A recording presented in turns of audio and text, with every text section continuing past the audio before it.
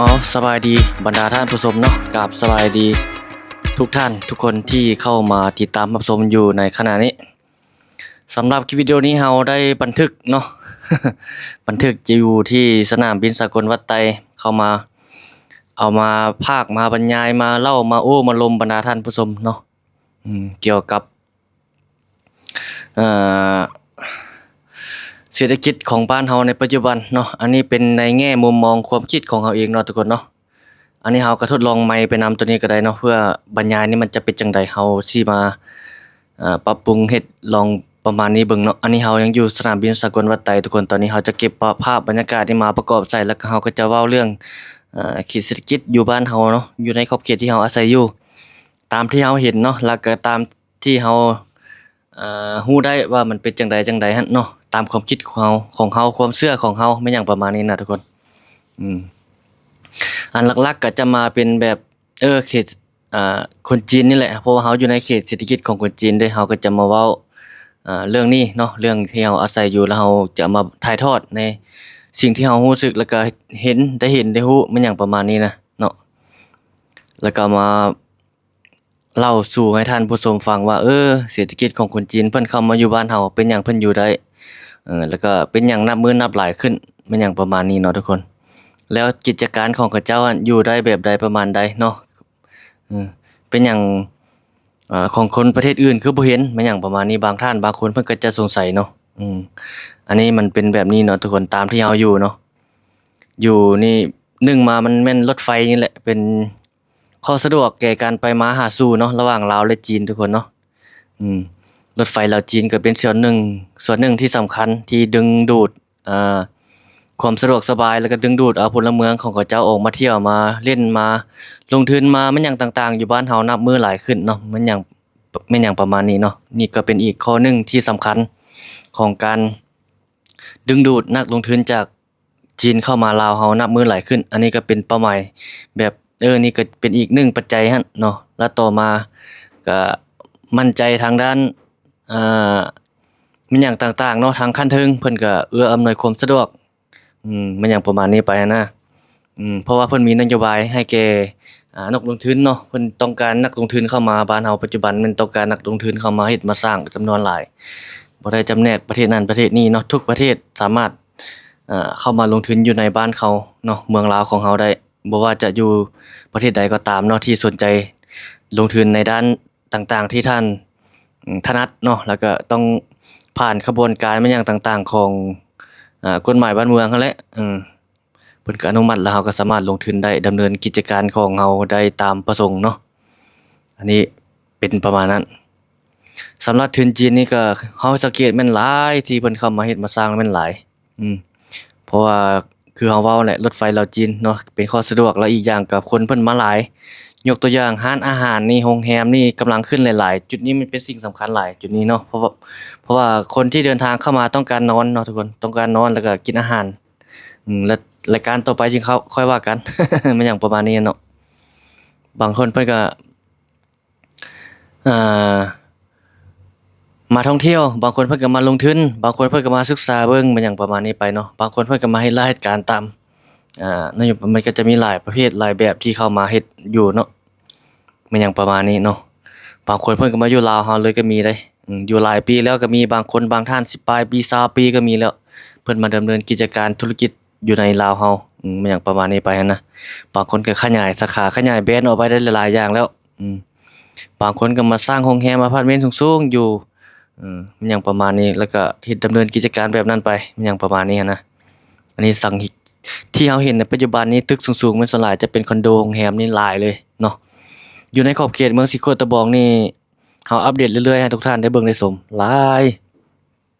บ่ว่าจะอยู่ทาง เขตชานเมืองเขตใจกลางเมืองเขตเมืองสิโคตนี่นะเนาะแม่นหลายคือเฮาว่างคลิปแล้วนี่เฮาไปทางเขตหนองบึกก็ยังมีอยู่หั่นขึ้นอีก2ตึกเนาะเขตนั้นมันเป็นทุ่งไร่ทุ่งนาเนาะก็ยังมีตึกมีโรงแรมที่เพิ่นกำลังเฮ็ดกำลังสร้างอยู่หลายอยู่หยังประมาณนี้แหละคืออยู่ขอบเขตซักเจียงนี่ก็มีหลายเนาะร้านค้าร้านอาหารมาหยังต่างๆที่เพิ่นเข้ามาขายมาเฮ็ดอยู่ในบ้านเฮาแม่นหลายแล้วคนใช้บริการ เพิ่นมาอยู่หลายแบบนี้เนาะบางคนก็ตั้งคำถามเด้ ร้านอาหารก็บ่ก็หลายโรงแรมก็บ่ก็หลายคนใส่มานอนเอาแขกใส่มานอนจุดหลักๆเป้าหมายหลักๆต้นทุนเพิ่นลงไปแล้วก็ผลที่ได้รับมาก็คือคนเพิ่นเองเพิ่นมาอยู่มาใส่มานอนมาบริการมากินมาดื่มเนาะจะเป็นคนเพิ่นเป็นส่วนหลายทุกคนอยู่บ้านเฮาจุดที่เขตนี้จุดที่เฮาอาศัยอยู่ในขอบเขตนี้หันนะที่เฮาเห็นน่ะร้านอาหารนี่ตอนแลงนี่ไปเลาะไปเบิ่งรถตอนแลงมาเออคนของเขาเจ้ามาเลาะมากินอยู่เลยแหละคือเฮาเว้าแหละถ้าท่านใดอยากไปเมืองจีนมาเขตจังเจียงนี่ก็เป็นส่ำกับฮู้ถึงการค้าขายวัฒนธรรมฮีตของกินอยู่อิหยังต่างๆเนาะหรือว่าประเพณีเขาเจ้าเฮาก็สังเกตเห็นได้เขาก็เจ้าก็เฮ็ดคือกันเนาะอืมเปิดร้านเปิดหอเขาก็เอาวัฒนธรรมเขาเจ้ามาเฮ็ดคือกันแห่สิงโตบ่แม่นหยังในงานต่างๆเทศกาลของเขาเจ้าเนาะหลายคนก็น่าสิเห็นเพิ่นก็เฮ็ดอยู่แล้วบ้านเฮาเมืองเฮามีการลิ้นบุญเพิ่นก็ลิ้นม่วนนำเฮาคือกันเนาะคือบุญเดือน5เดือนหยังนี่รดน้ำสงกรานต์ปีใหม่ลาวนี่เพิ่นก็ลิ้นมันก็ม่วนคือกันแม่นหยังประมาณนี้ปฏิบัติตามธรรมเนียมท้องถิ่นเฮาเฮ็ดเพิ่นก็เฮ็ดนำลิ้นนำม่วนนำมันหยังก็เป็นประมาณนี้ไปหันน่ะเนาะอืมอันนี้แหละที่เฮาเห็นเศรษฐกิจคนเพิ่นมาอยู่แล้วไผมาใช้บริการนะเป็นคนจีนเลยอันดับต้นๆแขกทัวร์บ่คนที่เพิ่นอาศัยอยู่ในนครหลวงเวียงจันทน์นี่แหละที่มาใช้บริการเนาะตามแขวงบ่แม่นหยังต่างๆก็ว่ากันไปหรือว่านักท่องเที่ยวก็เป็นเป้าหมายหนึ่งหลายคือกันนักท่องเที่ยวมาเป็นกลุ่มเป็นทัวร์เนาะคือขี่รถไฟมานี่แหละที่นำรายได้เข้ามาสู่บ้านเฮาในปัจจุบันอืมเพิ่นเฮ็ดหลายงานลาวเฮาก็มีอ่ารายได้บ่ถ้าว่าสิเดินทางไปออกนอกประเทศไปประเทศนั้นประเทศนี้ก็อยู่บ้านเฮาก็ได้ถ้าดูมันเนาะแล้วแต่เงื่อนไขของไผลาวเนาะบ้านเฮาก็หลายแล้วยามนี้ค่าแรงก็คือเฮาเว้าแหละอยู่นำคนจีนก็สูงหน่อยหนึ่งอยู่นำคนลาวก็ถูกหน่อยหนึ่งอืม ขึ้นเฮาเลือกเอาเนาะถ้าท่านใดมีความรู้เรียนจบอิหยังต่างๆมาความรู้ก็จะได้ตามเงินครับถ้าท่านใดเรียนจบแบบปูๆปาๆอ่านได้เขียนเป็นอิหยังประมาณนี้ก็ได้ไปแบบหนึงแล้วแต่ความสามารถของไผลาวเด้อทุกคนเอ้ยอันนี้นี่เขตนี้แม่นแต่คนจีนล้วนๆเลยกิจการห้างร้านอยู่ขอบเขตนี้บางคนว่าเป็นหยังมาเขตเวียงจันทน์คือไม่ถึงเมืองจีน มีเป็นภาษาจีนบ่แม่นเมืองลาวแล้วเขายึดเมืองลาวแล้วบ่แม่นเนาะจุดที่คนจีนอยู่ก็มีแต่เขตนี้แหละที่หลายกว่าหมู่เป็นภาษาจีนทุกคนแต่ว่าเขตบ้านเรือนประชาชนลาวเฮาก็ยังมีหลายอยู่แต่บางห้องบางซอยคือเฮาพาทุกท่านไปเลาะเบิ่งเลาะชมมาแหละเป็นเรือนบ่เป็นหยังเพิ่นก็ไปเช่าเฮ็ดไปเช่าอยู่เช่าอันนั้นก็หลายอยู่คือกันเนาะคือเฮามักเข้าไปตามห้อมตามซอยนี่นะทุกเฮาจะสังเกตเห็นหนังสือจีนติดอยู่หน้าบ้านหน้าประตูหน้าหยังเรือนหลังนั้นบ่งบอกถึงว่าคนจีนเช่าอยู่มันหยังประมาณนี้เนาะเพราะว่าเป็นหนังสือจีนเขาเจ้าเป็นยันเป็นหยังเขาเจ้าติดใส่นำหน้าเอ่อประตูบ่รั้วบ่มันหยังต่างๆนะเป็นสัญลักษณ์ของภาษาจีนนะเขาเจ้าจะใส่แบบนั้นนี่แหละทุกคนที่เฮาไปก็เพิ่นก็นับมื้อนับมาหลายเด้คนจีนที่เข้ามาอยู่บ้านเฮาเนาะมาเฮ็ดธุรกิจอิหยังต่างๆนานาหลายๆอย่างที่เพิ่นมาเฮ็ดเดี๋ยวจักหน่อยอันนี้จากนี้เอามาฮอดนี้แล้วเดี๋ยวพาทุกคนขึ้นไปเบิ่งภาพมุมสูงอัปเดตเบิ่งมื้อนี้เนาะมื้อนี้ก็เป็นวันที่24เดือน6 2025ทุกคนเด้ภาพมุมสูงอยู่เขตเมืองศรีโคตะบองนครหลวงเวียงจันทน์เฮาก็จะประมาณนี้แหละท้องฟ้าก็แจ่มใสเนาะ ตอนแลงมานี่ฝนตกแล้วบ่เหลือแล้วนี่นะตอนแลงมาฝนตกโอ้ขอโทษหลายๆจามทุกคนเด้ นี่เขตบ่นี่ขึ้นหลายอยู่เขตนี้จักเขตจักหยังเนาะเพิ่นกำลังสร้างกำลังสร้าเข้ามาลงทุนเขตพัฒนาของนายทุนตึกสูงๆนี่อันน่ะจะเป็นนั่นน่ะโรงแรมอพาร์ตเมนต์เนาะหลายอยู่นครหลวงเวียงจันทน์นี่อยู่ลาวเฮานี่มีตึกเดียวที่สูงกว่าหมู่เดี๋ยวจักหน่อยเฮาขึ้นภาพตัวนั้นขึ้นมาให้ทุกท่านได้เบิ่งเนาะเพิ่นเอามาขออนุญาตจากช่อง TikTok เพิ่นมาเดี๋ยวเอาขึ้นมาให้ทุกท่านได้เบิ่งอยู่ในจุดนี้แล้วก็คือสูงที่สุดในปัจจุบันนี้อยู่ในลาวเฮาก็คืออยู่ที่โรงแรมอันน่ะราชบงเนาะวันต้าวิต้าแม่นหยังประมาณนี้แหละอยู่อันนั้นน่ะโรงแรมราชวงศ์หลังเก่าแล้วเพิ่นเฮ็ดเป็นหลังใหม่หั้นน่ะตัวนั้นแหละสูงกว่าหมู่ในปัจจุบันเนาะ130ปลายซั้นบ่ 138ว่ะทุกคนประมาณนี้บ่ผู้จื้อเนาะถ้าท่านใดจื้อก็คอมเมนต์ใต้คลิปได้เนาะนี่เป็นภาพมุมสูงเดี๋ยวปิ้น360องศาให้ทุกท่านได้เบิ่งมื้อนี้เป็นวันที่23เดือน6 2025สดๆเนาะตอนบ่ายตอนนี้ประมาณเอ่อ1โมงเนาะ1โมงปลาย2โมงยังนี่แหละเก็บให้ทุกท่านได้เบิ่งได้ชมตึกอาคารกำลังขึ้นสูงหลายอยู่เดี๋ยวเราจิซูมเบิ่งตึกตัวที่นั้นให้ทุกท่านได้เบิ่งตึกอันนั้นหั่นยังบ่แม่นตัวนี้เนาะอันนี้เฮ็ดนี่ตึกคนจีนโรงแรมคนจีนอันนี้เฮาถ่ายอยู่นี่เป็นเขตเมืองสีโคตรตะบองโอ้ท้องฟ้าปลอดโปร่งดีมื้อนี้นะแจ่มใสเนาะมีเฟือมีหยังแต่ตอนแลงตอนแลงมาฝนตกเด้ ยามฝนฤดูฝนทุกคนได้ห้ามดินฟ้าอากาศบ่ได้ว่ายามเพิ่นก็ตกฤดูการเฮ็ดไร่เฮ็ดนาของชาวไร่ชาวนาเฮานี่แหละนี่แหละเวียงจันทน์วันนี้อัปเดตให้ทุกท่านได้เบิ่งได้ชมไปเรื่อยๆเดี๋ยวเฮามาซูมเบิ่งตัวนี้กันเด้อจะเห็นบ่บัดนี้แม่นตัวนี้บ่ปึ๊บแม่นแล้วตัวนี้เดี๋ยวซูมเบิ่งในสูงสุดจะมีอยู่จุดเดียวจุดนี้เนาะอยู่เขตหลัก5เขตหอประชุมแห่งชาติพุ่นนี่ในเวียงจันทน์มีตึกนี้แหละที่สูงกว่าหมู่ในปัจจุบันแต่ว่าในอนาคตก็ยังมีหลายอีกเป็นตึกแฝดเนาะที่เพิ่นจะสร้างอยู่บึงท่าหลวงแหละตัวนั้นสูงสุดละเพิ่นมีแผนจะสร้างแล้วตอนนี้ยังกำลังสร้างสนามกอล์ฟซ้ำหยังอยู่แถวนั้นแหละอยู่เขตบึงท่าหลวงนี่บางท่านบางคนว่ามีแต่ทุนจีนตึกจีนบ่แม่นเนาะทุกคนจะมีหลายๆประเทศที่เข้ามาลงทุน ด้านอสังหาริมทรัพย์เนาะ เป็นหานวดหาหยังอยู่เขตนั้นก็ส่วนหลายก็มีเกาหลีเพิ่นก็ไปเฮ็ดคือกันเนาะคือเฮาไปถ่ายทุกท่านบ่ได้ไปอัปเดตโดนแล้ว เดี๋ยวไปอัปเดตให้ทุกท่านได้เบิ่งอันนี้จะเป็นภาพบรรยากาศในยามค่ำคืนเนาะอยู่เขตสังเจียงอันนี้นะเดี๋ยวเบิ่งบรรยากาศในยามค่ำคืนแบบนี้อันนี้เฮาเก็บถ่ายไว้แล้วเอามาใส่ให้ทุกท่านได้เบิ่งได้ชมมาประกอบใส่คลิปนี้เอาไว้อีกในคลิปวิดีโอถัดไปจะพาทุกท่านไปย่างเลาะย่างชมเบิ่งบรรยากาศสดๆ เนาะว่าเป็นจังไดนะ รถรางพาหนะก็ถือว่าหลายอยู่เขตนี้คนจีนก็มีคนลาวก็มีหาดีมากนี่ก็ของไทยบ่ตัวนี้เนาะหรือว่าของประเทศใดท่านใดฮู้ก็สามารถคอมเมนต์มีคนเข้าใช้บริการหลายอยู่เนาะคนจีนอยู่เขตนี้นะแต่คนจีนเข้าใช้หลายอยู่รถรางพาหนะก็หลายๆคือบ้านเฮานี่นับมือนับหลายขึ้นคือเฮาให้เว้านั่นแหละรถก็มีของคนจีนได้ของคนลาวได้โอ้หาวนอนทุกคนได้ขอโทษหลายๆ บรรยายมาจนหาวนอนเนาะรถรางพาหนะก็รถจักรก็มีรถใหญ่ก็มีรถหยังก็มีแล้วแต่เงื่อนไขของไผจะใช้บริการคือเฮาเว้าแต่สุดคนลาวปัจจุบันนี้ยังบ่ทันไปหันไปใช้รถแบบสาธารณะหลายเทื่อที่ใช้รถสาธารณะก็ส่วนหลายก็จะเป็นผู้ที่คนเฮาเจ้าข้อยนี่แหละเป็นผู้ที่บ่มีผู้ที่เพิ่นมีรถส่วนตัวส่วนหลายจะใช้รถเพิ่นเองเลยนะเพิ่นจะบ่ไปแบบนั้นคือประเทศอื่นๆนี่เพิ่นน่าจะใช้รถสาธารณะหลายเนาะคือประเทศขออนุญาตอายนามเนาะคือญี่ปุ่นบ่มันหยังเกาหลีบ่มันหยังประมาณนี้นะประเทศอื่นที่เพิ่นมีพลเมืองหลายๆน่าจะใช้รถสาธารณะหลาย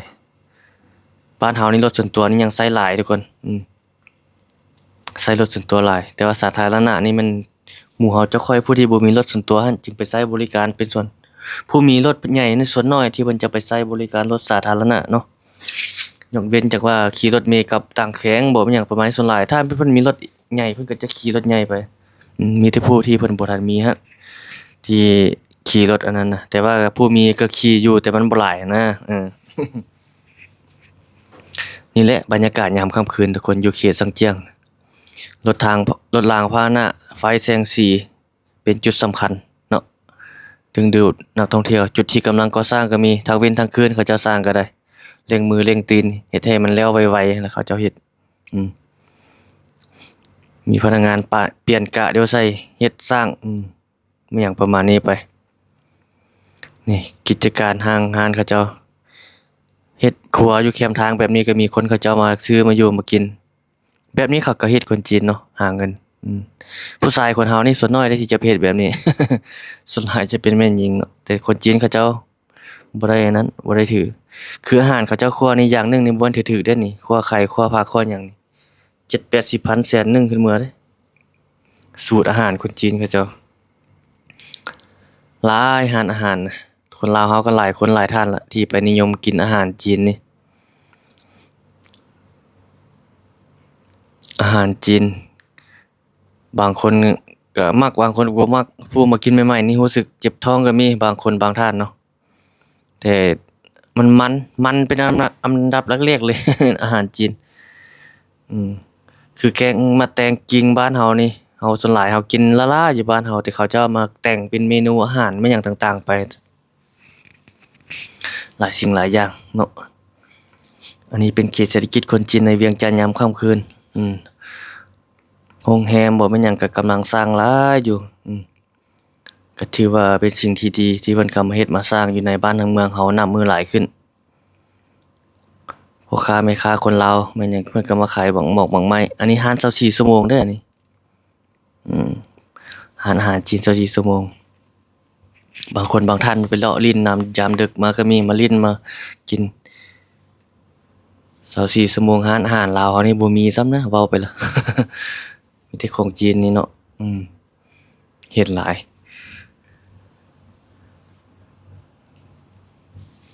นี่แหละทุกคนบรรยากาศยามค่ำคืนอยู่เขตเศรษฐกิจคนจีนในเวียงจันทน์ทั้งมื้อสวยทั้งมื้อคืนที่เฮามาประกอบใส่ให้ทุกท่านได้เบิ่งได้ชมห้องอาหารยามค่ำคืนก็มีคนเขาเจ้านี่แหละเลาะอยู่เลาะซื้อกินนะเว้าเรื่อยๆเฮาก็ได้อธิบายเก็บภาพบรรยากาศให้บรรดาท่านได้เบิ่งได้ชมบางคนก็หาเงินนำเขาเจ้าบางคนก็มาหยังต่างๆเนาะไปบางคนก็ไปเป็นแบบมันอยากจั่งใดวะแบบร่วมทุนเขาเจ้าก็มีคนลาวเฮาเนาะบางคนก็เฮ็ดเป็นลูกจ้างเขาเจ้าก็มีแล้วแต่คือว่าแหละบางดินบางดอนบางบ่อนก็ร่วมทุนก็มี